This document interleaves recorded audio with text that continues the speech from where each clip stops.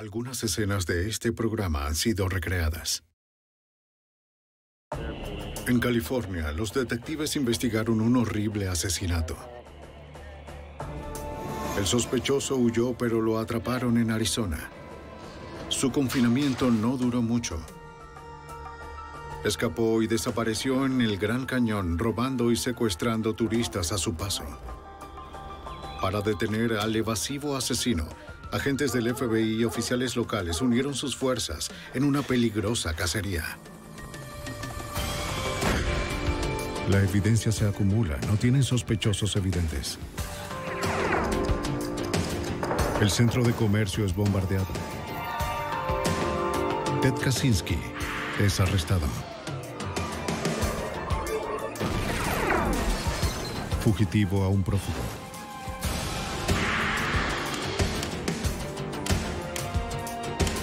Los archivos del FBI. Un asesino andaba suelto en uno de los destinos turísticos más populares de Estados Unidos. Armado y desesperado, evadió a las fuerzas de seguridad en todo momento. A medida que se acercaba el fin de semana del 4 de julio, miles de personas se convirtieron en objetivos. Soy Jim Castron, exdirector del FBI en Nueva York. Los agentes usaron cualquier medio necesario para rastrear al asesino antes de que volviera a atacar. Cacería. En la madrugada del 20 de septiembre de 1990, un hombre pescaba en el río Burnt Scott, cerca de Stockton, California. Sintió un tirón y arrastró algo pesado.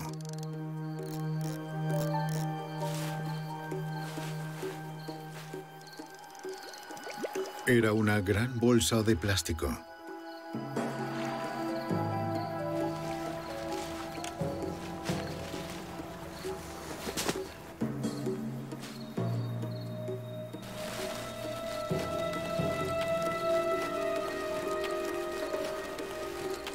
Adentro había una pierna humana.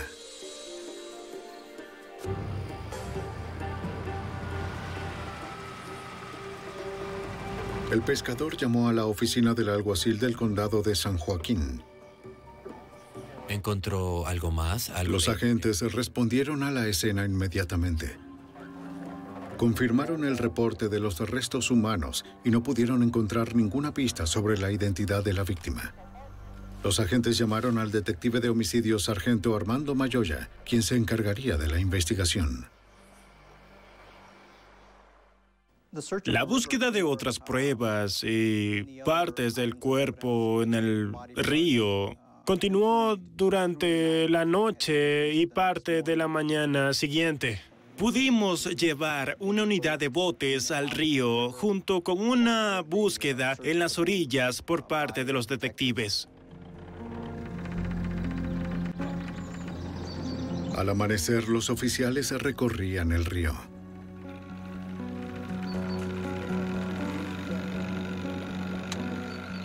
Mientras ellos revisaban las aguas más profundas, los detectives caminaban por la orilla.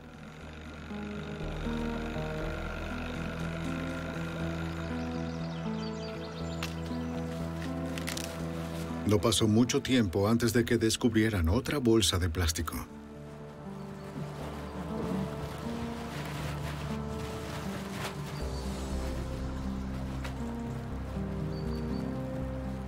Dentro había 2 brazos.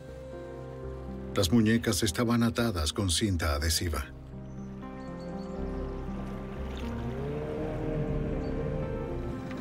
Lento, lento.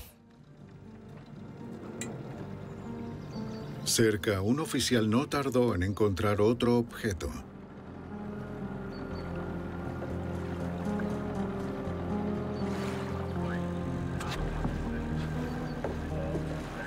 Era un torso humano envuelto en una sábana.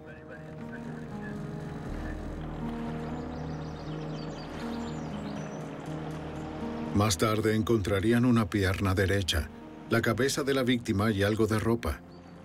Todo en bolsas de plástico separadas. Después de horas buscando, los oficiales encontraron todos los restos de un hombre adulto. No conocían su identidad. Fue un caso de asesinato bastante brutal. Que alguien se tomara el tiempo para desmembrar a una persona y para transportarla en diferentes bolsas y deshacerse del cuerpo sin importarle nada, es muy insensible y frío. En la morgue, un forense examinó los restos. Determinó que a la víctima la habían desmembrado con un cuchillo de sierra. Tomaría más tiempo determinar la causa de muerte real o si el hombre estaba vivo cuando fue desmembrado. Los detectives registraron la ropa y encontraron una billetera que contenía una licencia de conducir de California. Pertenecía a Sam Lee McCulloch, de 40 años, de Stockton. Los registros policiales mostraban que McCulloch tenía un registro de arrestos. Sus huellas dactilares confirmaron su identidad. Después de informar a la familia, se obtuvo permiso para revisar su casa. Una vez que la víctima fue identificada y obtuvimos un nombre y un lugar donde vivía, fuimos a la dirección de la víctima. Vivía en el bloque 5200 de East Mariposa Road en Stockton del Sur. Planearon encontrarse con la novia de Sam McCulloch en su casa. ¿Quién desaparecido? Sí, él. Ella había reportado la desaparición de McCulloch temprano ese día. Como no la había llamado en varios días, ella revisó la casa de McCulloch y vio que el lugar estaba desordenado. Faltaban muchas cosas, entre ellas su Jeep Cherokee blanca. También le robaron el... También faltaban 2 escopetas, un revólver y una pistola semiautomática de 9 milímetros. Gracias, señora.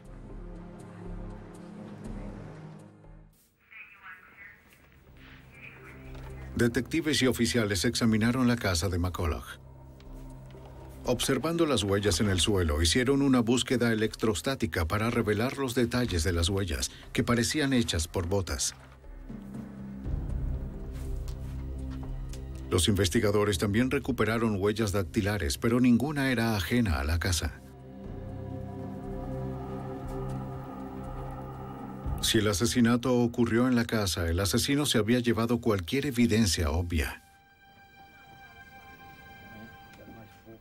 En un homicidio así, uno esperaría encontrar sangre por todas partes, en manchas. La persona que estuvo involucrada en este caso se tomó mucho tiempo para limpiar y esconder sus huellas. En el baño, un oficial hizo un descubrimiento importante. Estábamos a punto de salir cuando pasamos una linterna por el área de la bañera y vimos un reflejo de la zona del desagüe. Parecía el brillo de una lentejuela. Los investigadores sabían que se trataba de colágeno, una sustancia en los huesos que tiene una calidad particularmente reflectante. Mirando un poco más profundo en el desagüe, encontramos sangre, tejido y hueso y una gran cantidad de cabello. Y en base a eso, había una gran probabilidad en ese momento de que la víctima hubiera sido desmembrada en la bañera de la residencia. Sigue por aquí. Acércate. Toma un poco. Las pruebas de laboratorio más tarde harían coincidir la sangre y el cabello con los de Sam McCulloch. Finalmente, el forense determinó que McCulloch había muerto antes de ser desmembrado. La causa de la muerte fue una herida de bala en la frente. ¿Qué calibre cree que tiene, Doc? Las quemaduras de pólvora indicaban que le habían disparado a quemarropa. El forense extrajo los fragmentos de la bala y los envió al laboratorio de balística estatal. Los forenses estudiaron el tamaño, el peso y la composición de los fragmentos y determinaron que el arma homicida era un rifle calibre 22. Al comparar los fragmentos con balas disparadas con armas de muestra, se pueden identificar modelos específicos. Los forenses del Departamento de Justicia de California creían que el arma utilizada fue probablemente un rifle de la marca Westerfield.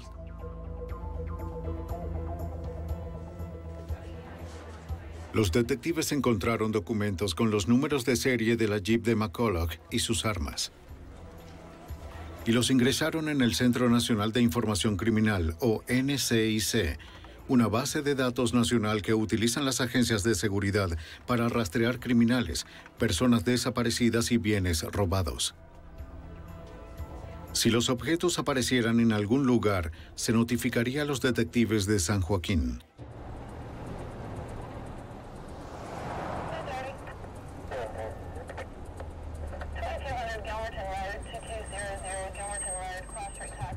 A los pocos días, un oficial de policía de Stockton encontró la Jeep de la víctima abandonada a varios kilómetros de la casa de McCulloch. Sin embargo, un examen no dio pistas adicionales.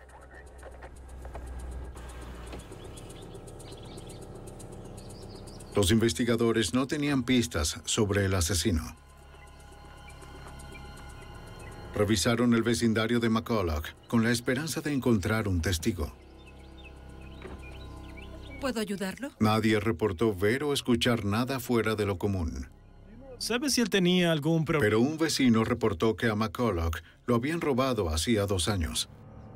El reporte de la policía confirmó esta historia. Al hacer una búsqueda por nombre, descubrimos un informe que indicaba que el sospechoso era Stephen Harding. En ese caso, Stephen, aparentemente, según la víctima, la había robado con una pistola. Fue la primera pista sólida. Stephen Harding no estaba en la última dirección conocida, así que los detectives localizaron a su hermano mayor, quien era un oficial de policía del campus en una universidad cercana. Le dijo a los detectives que Stephen era uno de sus 5 hermanos y que era especialmente cercano a uno de ellos, Danny Ray Harding. Stephen y Danny pasaban mucho tiempo juntos.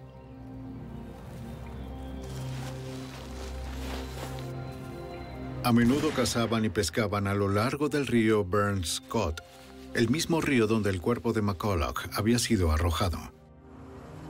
Les contó a los detectives sobre un viaje de caza que Stephen y Danny habían hecho. Le habían disparado a un ciervo, lo habían llevado a su casa y lo habían desmembrado en la bañera de la casa. Y eso fue significativo para nosotros, que la víctima había sido desmembrada de la misma manera. Muy bien. El hermano mayor de Harding agregó otro detalle familiar a los detectives.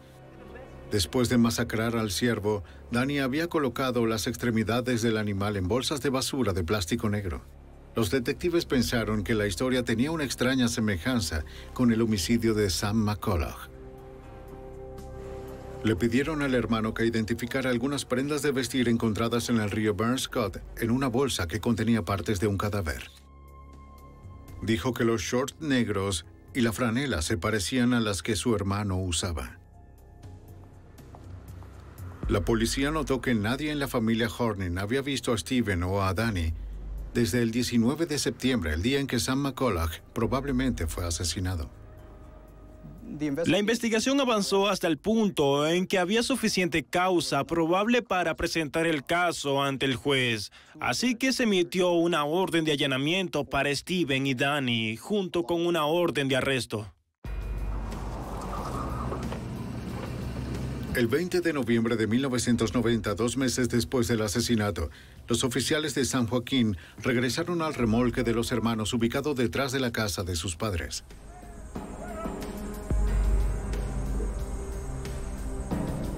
No había nadie adentro, así que los detectives registraron los alrededores. Tú ve por ahí. Nosotros iremos por aquí.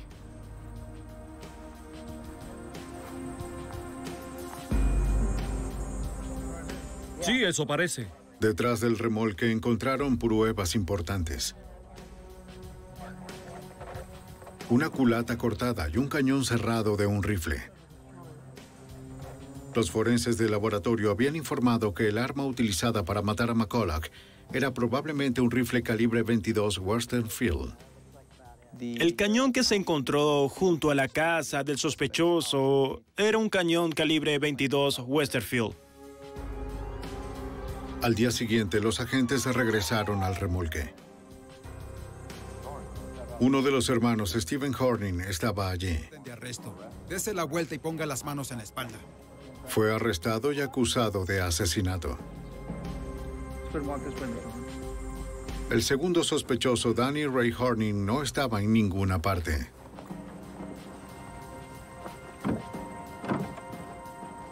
Baje la cabeza.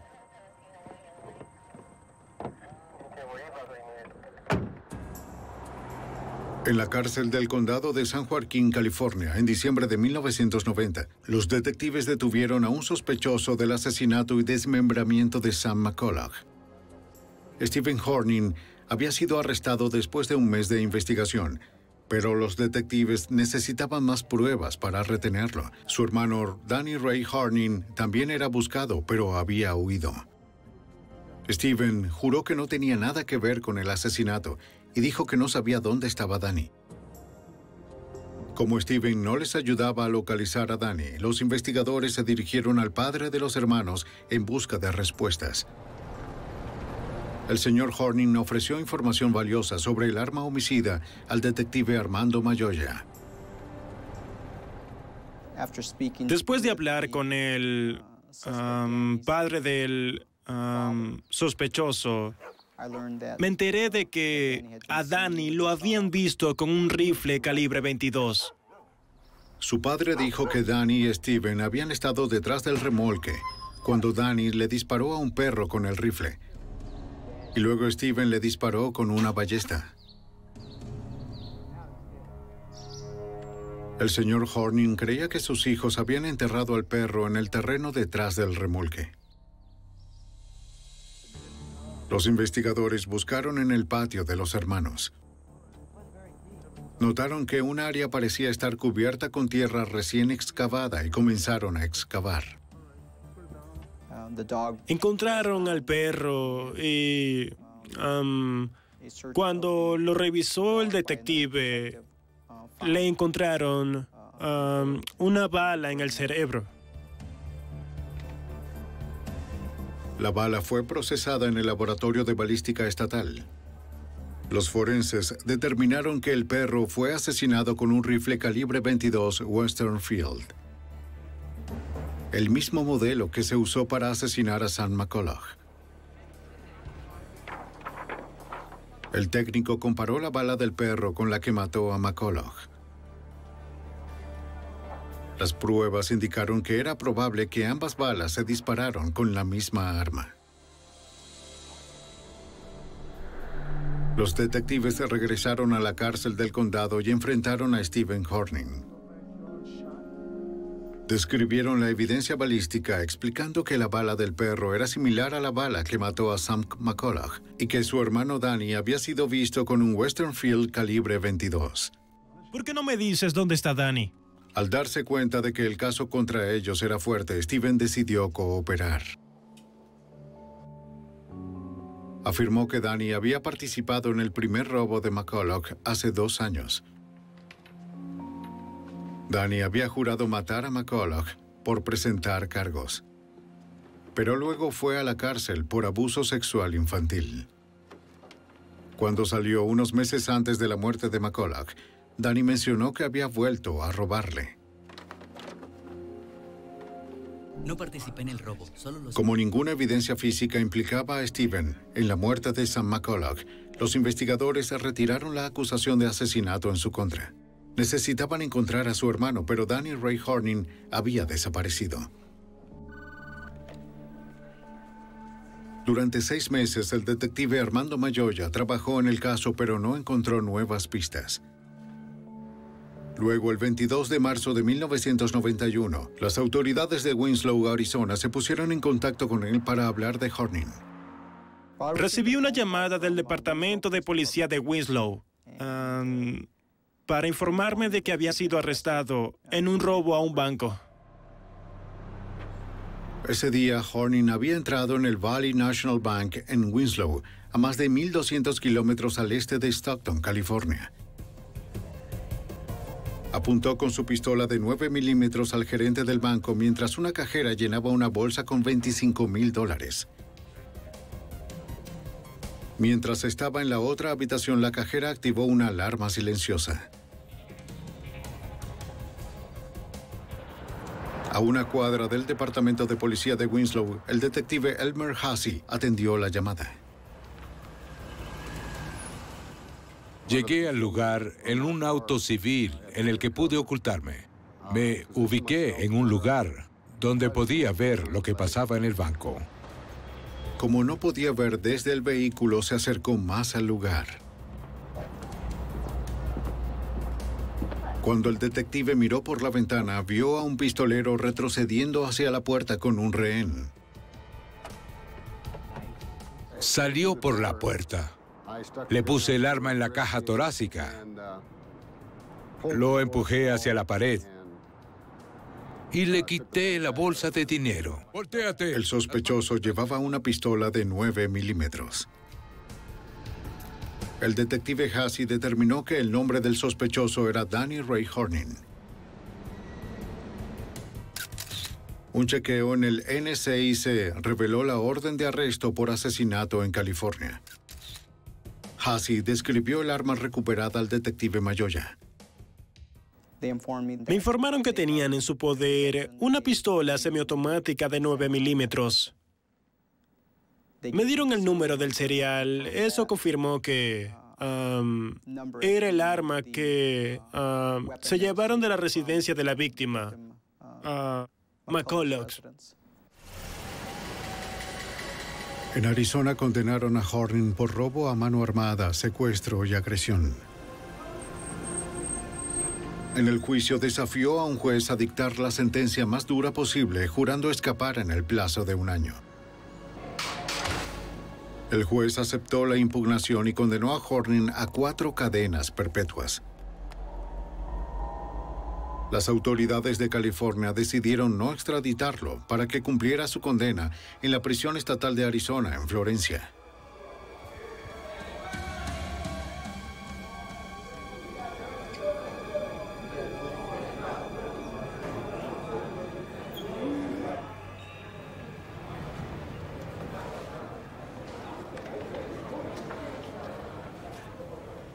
El 12 de mayo de 1992, los funcionarios de prisiones que hacían el recuento de las 4 de la tarde descubrieron que el prisionero número 85897 no estaba en su celda. La prisión fue cerrada y registrada a fondo. Pero Danny Ray Horning no estaba en ninguna parte. El delincuente convicto y presunto asesino se había escapado. El 12 de mayo de 1992, frente a la prisión estatal de Arizona en Florencia, comenzó una cacería masiva tras el fugitivo Danny Ray Horning, que había estado cumpliendo 4 cadenas perpetuas. Horning también era sospechoso de un horrible desmembramiento en California. El rastreador de fugitivos del Departamento Correccional de Arizona, Doug Shuster, ayudó a organizar la búsqueda. Tenemos muchos rastreadores expertos, perros, vehículos, todo el equipo. El plan era rastrearlo y detenerlo. Planeábamos tomar un sendero, seguirlo con perros, caballos y hombres hasta localizarlo. Los equipos de las fuerzas de seguridad de las agencias locales, estatales y federales respondieron fuera de la prisión. Pero Horning había desaparecido de la zona. Mientras los equipos ampliaban el radio de búsqueda, Shuster regresó a la prisión para tratar de averiguar cómo el asesino logró escapar. Funcionarios de la prisión se pusieron en contacto con el FBI para ayudar en la investigación. Las autoridades primero revisaron los registros de Horning. El prisionero había sido alojado en la unidad central, la zona más segura de la prisión. No había evidencia de un túnel o de muros rotos. Interrogaron a los oficiales y a los reclusos para determinar las últimas acciones de Horning en la prisión. Doug Schuster primero determinó por qué Horning no estaba en su celda cerrada.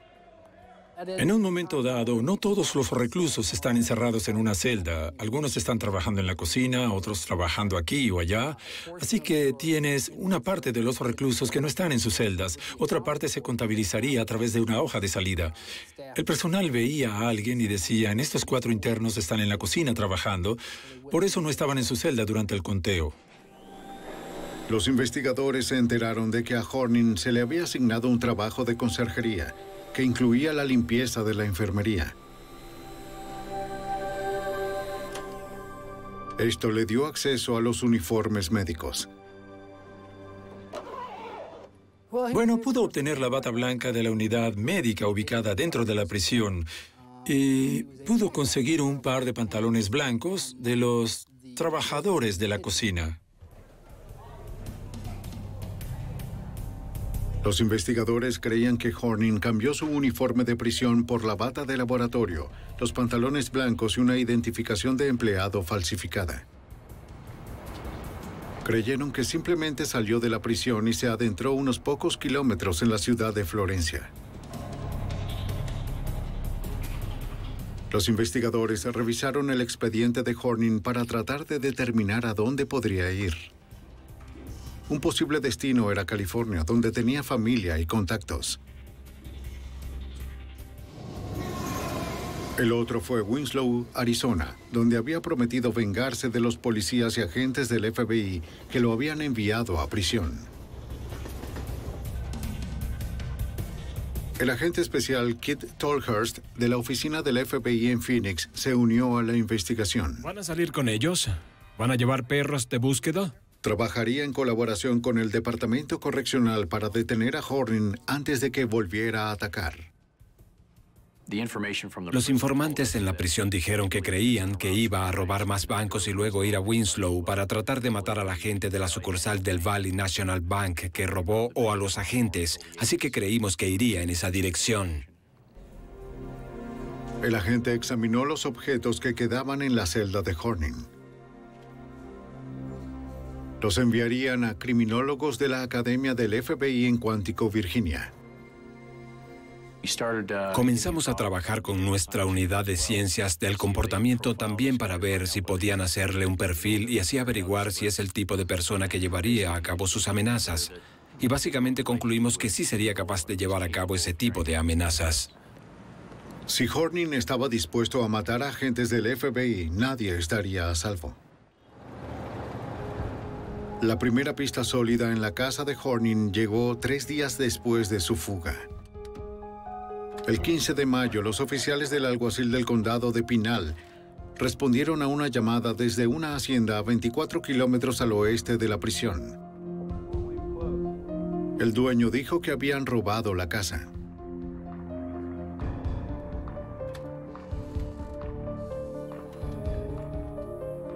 Dijo que le robaron ropa, un par de binoculares y comida de su casa.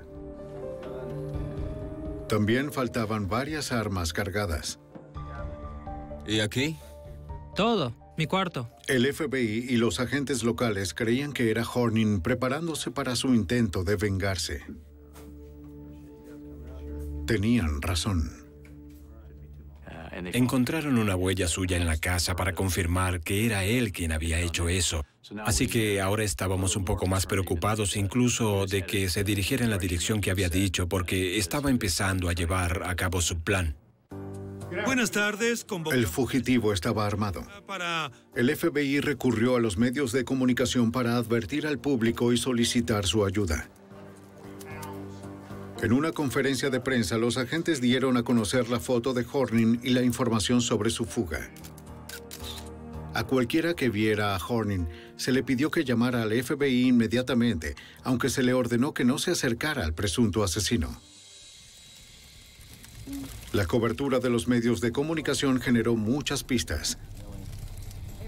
Una de ellas llegó al FBI de parte de unos campistas que afirmaban que Horning estaba robando comida, mapas y equipo de campamento cerca del lago Mormon, a unos 273 kilómetros al norte de la prisión. Aunque Horning sabía cazar y pescar, los robos eran esenciales para su supervivencia en el bosque. Los oficiales locales siguieron su rastro. Se metía en cabañas, robaba comida y luego se iba. Lo que tratábamos de hacer era una búsqueda casa por casa en todas las cabañas de la zona. De eso se encargaron las oficinas locales del alguacil del condado. Registraban tantas casas como podían.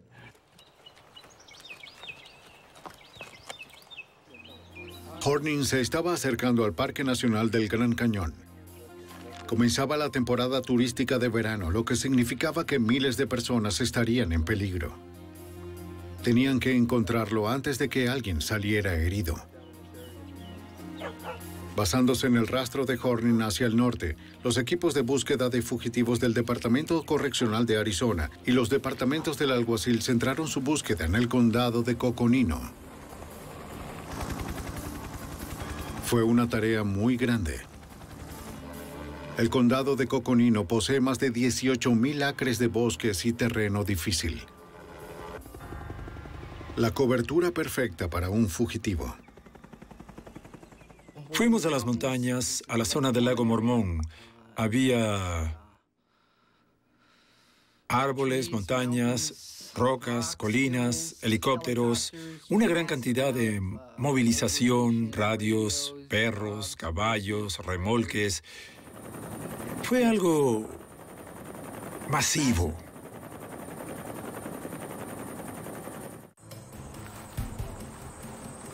El 3 de junio de 1992, un oficial del Servicio Forestal Nacional patrullaba un campamento en el condado de Coconino.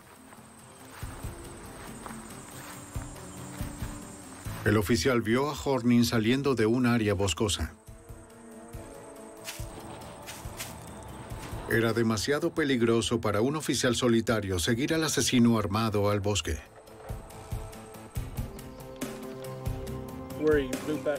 Cuando llegaron los refuerzos, Danny Ray Horning había desaparecido una vez más.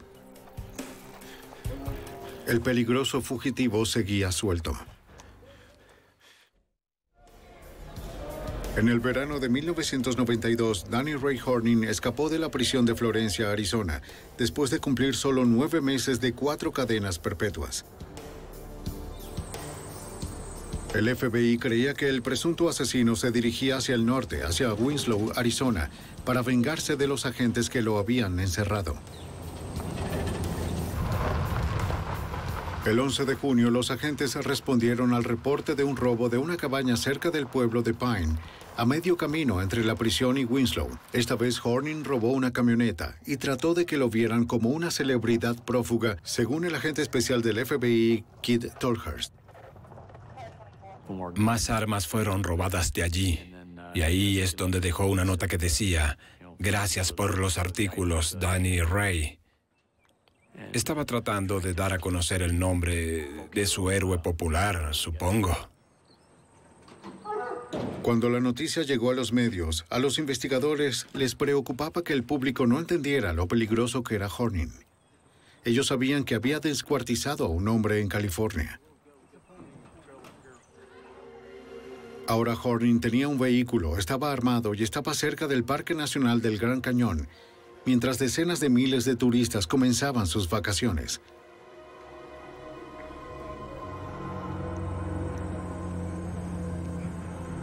Durante 10 días no hubo nuevos avistamientos. Con la camioneta, puede que ya estuviera a cientos de kilómetros de distancia.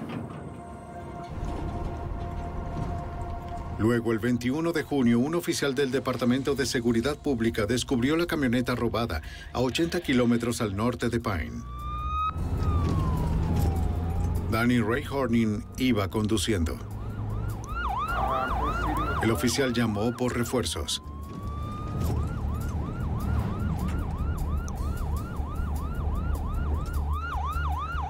Antes de que otros oficiales pudieran responder, Horning se bajó de la camioneta y huyó a pie al bosque que ya conocía.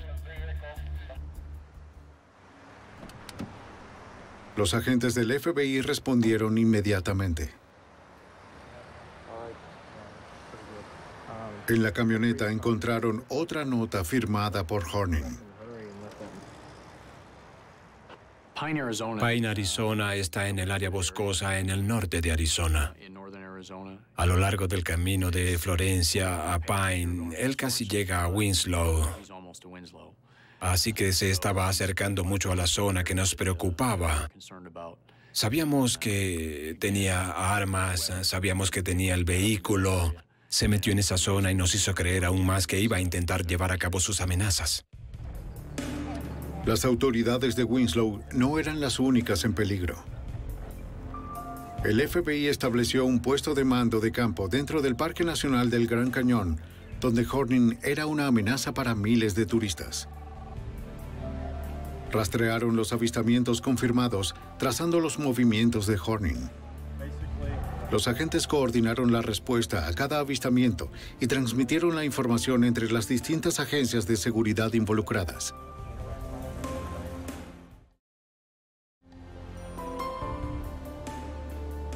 El territorio que se estaba registrando era vasto y Horning se movía rápidamente.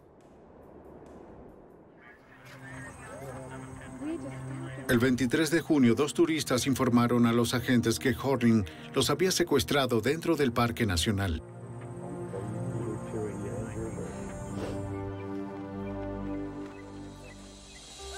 La pareja dijo que estaban en un estacionamiento el día anterior cuando Horning los apuntó y se apoderó de su auto. Exigió que lo llevaran al borde del cañón. ¡Conduce! ¡No te preocupes! ¡Cállate! Se registró en una habitación del hotel y obligó a sus cautivos a entrar. Ustedes dos, silencio. Su arma les impidió pedir ayuda. ¿Entienden? La pareja temía que pudiera dispararles en cualquier momento. Necesito que liberen. Horning grabó un mensaje para las autoridades. Pidió que suspendieran su búsqueda. 3 días. También ordenó la liberación de uno de sus hermanos de la prisión y un rescate de $1 millón por la liberación de una familia que planeaba secuestrar a cambio de la pareja sin hijos. Al día siguiente, Horning obligó a la pareja a llevarlo a una tienda donde compró equipo de campamento, ropa nueva y comida. Pero antes de que encontrara una familia con hijos que secuestrar, un oficial del servicio forestal lo reconoció y comenzó a seguir el auto. ¡Vamos, vamos! ¡Muévete! Horning le disparó al oficial, por lo que tuvo que reducir la velocidad. Obligó al conductor a acelerar. ¡Vamos! ¡Cállate! ¡Vámonos!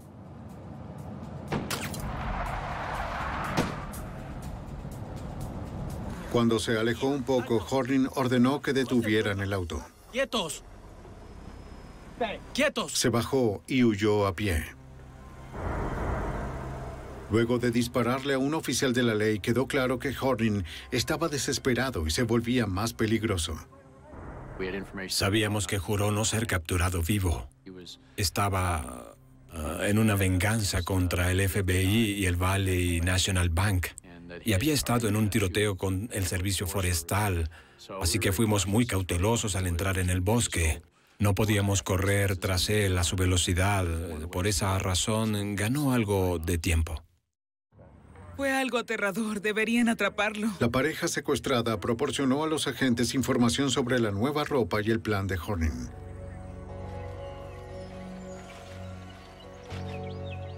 Una vez más, grupos armados de búsqueda recorrieron el área donde Horning fue visto por última vez.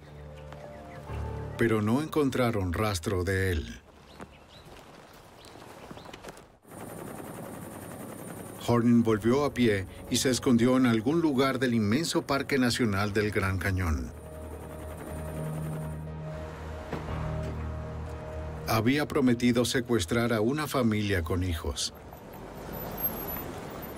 Muy bien, vamos, vamos. Para detenerlo, el FBI trajo a equipo de rescate de rehenes conocido como el HRT. Los agentes de la HRT cubrieron el área, Se adentraron al cañón, revisaron cuevas y realizaron búsquedas aéreas.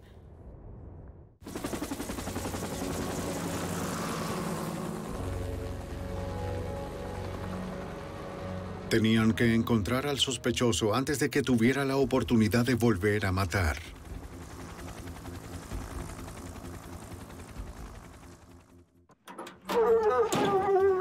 Equipos de búsqueda del FBI, el Departamento Correccional de Arizona y los departamentos locales del alguacil siguieron al fugitivo Danny Ray Horning a través del Parque Nacional del Gran Cañón. Movilizaron a docenas de oficiales, perros de rastreo y helicópteros en un esfuerzo por encontrar a Horning antes de que éste secuestrara a más rehenes. Pero el asesino acusado podría haber estado en cualquier parte del inmenso parque de 1.2 millones de acres. Debido al peligro que Horning representaba para los turistas, el FBI decidió cerrar el Parque Nacional del Gran Cañón para el fin de semana del 4 de julio.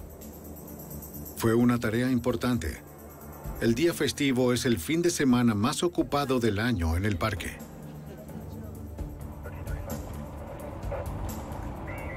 También fue la primera vez en los 73 años de historia del parque que fue cerrado debido a una amenaza criminal. Pero Horning era lo suficientemente peligroso como para justificar la acción extrema, según el agente especial del FBI, Kit Tolhurst. Se estaba moviendo dentro del cañón y no podíamos controlarlo porque había demasiada gente en el cañón, así que íbamos a intentar que todo el mundo pasara por los controles de carretera para encontrarlo. A los nuevos visitantes se les negó el acceso y a los que ya estaban en el parque se les pidió irse. La policía estableció puntos de control en las entradas y salidas alrededor del Gran Cañón. Registraron vehículos e informaron a los conductores de Horning. Pero no lo detuvieron a tiempo.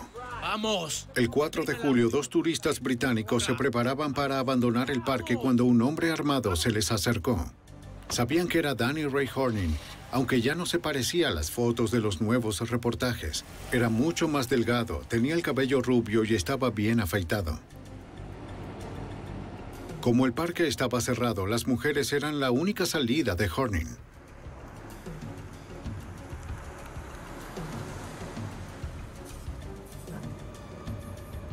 En un punto de control, un guardabosques detuvo el auto y habló con los 3 que estaban adentro. Horning amenazó con matar a las mujeres si le contaban a alguien. ¿Todos ustedes se conocen? Las mujeres tuvieron que actuar con calma mientras Horning les apuntaba con un arma.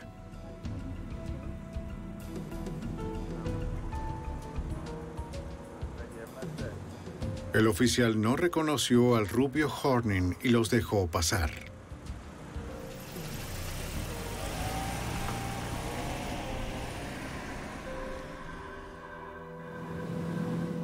Una vez que salieron del parque, las obligó a conducir 96 kilómetros hacia el sur hasta Williams, Arizona. Cuando estaban lejos de la policía y del Gran Cañón, Horning les ordenó que detuvieran el auto. No se muevan.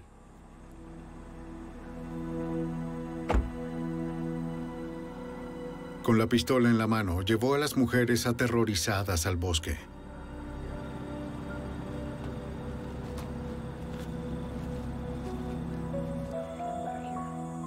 Ellas creían que Horning las ejecutaría allí.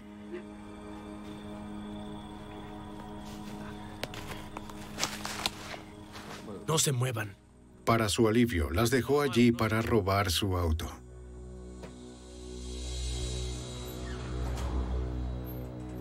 Las mujeres lograron liberarse y corrieron a una tienda. Una empleada llamó a las autoridades y le dijeron que había un oficial cerca. Las mujeres estaban aterrorizadas, pero estaban ilesas. Señoras, ¿están bien? Proporcionaron a la policía información actualizada sobre Horning, como su nueva imagen y su vehículo de escape. Pusimos una descripción del auto que les había robado a las mujeres, y un oficial del Departamento de Seguridad vio ese auto yendo del Gran Cañón hacia Phoenix.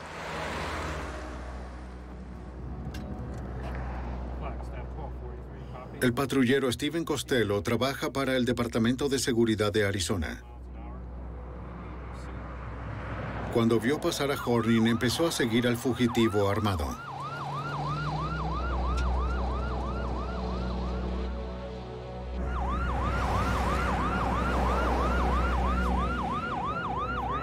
En poco tiempo se convirtió en algo más que una persecución en auto. Oí una gran explosión y pensé que le pasaba algo al auto. Miré los indicadores y todo estaba bien. En ese momento en particular me di cuenta de que me había disparado. Le notifiqué al operador que me había disparado y que estaba bien y que iba a seguirlo. Los disparos obligaron al patrullero a mantener la distancia. Va a tomar la rampa. Pero sabía que no podía perder a Horning. Voy siguiéndolo. El fugitivo trató de escapar girando cerca de la ciudad de Sedona. Tomó la rampa y pude ver que frenó y se deslizó y tuvo un pequeño accidente. Se estrelló con un cartel y le grité, ¡detente! ¡Detente! Falló el disparo. El oficial tenía órdenes de no seguir a Horning al bosque. El sospechoso ha entrado en el bosque a pie. Cuando llegaron los refuerzos, los agentes y los oficiales comenzaron una búsqueda en la zona. Una vez más, Horning había desaparecido. Después del anochecer, una pista llegó al puesto de mando. Un residente dijo que vio a Horning bebiendo de la manguera de un jardín en un vecindario cerca de Sedona. Un agente de la patrulla fronteriza respondió a la llamada. Hasta donde se sabía, Horning seguía armado.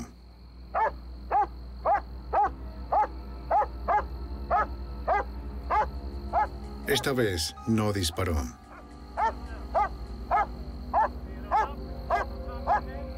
Después de haber sido perseguido sin descanso durante 54 días y por más de cientos de kilómetros, un agotado Horning simplemente se rindió. Date la vuelta lentamente. No me cabe duda de que gracias a los esfuerzos de los equipos que lo habían estado persiguiendo, estaba completamente exhausto. Estaba tirado en el suelo, cansado como un perro, con la lengua afuera. Y para un hombre todavía armado que juró no ser capturado vivo, todo lo que quería era un vaso de agua. Danny Ray Horning le añadió 6 años más a su condena por sus acciones mientras huía. Señor Danny Horning.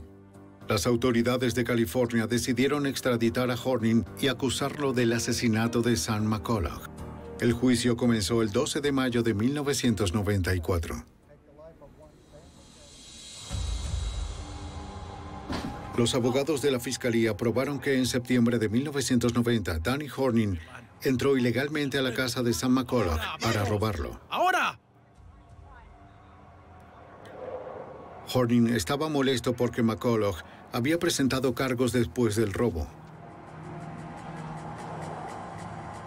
Ató a McCulloch y lo dejó indefenso. Horning estaba usando su rifle Western Field calibre 22, el mismo con el que los testigos lo habían visto matar a un perro antes. Horning le disparó a quemarropa a Sam McCulloch.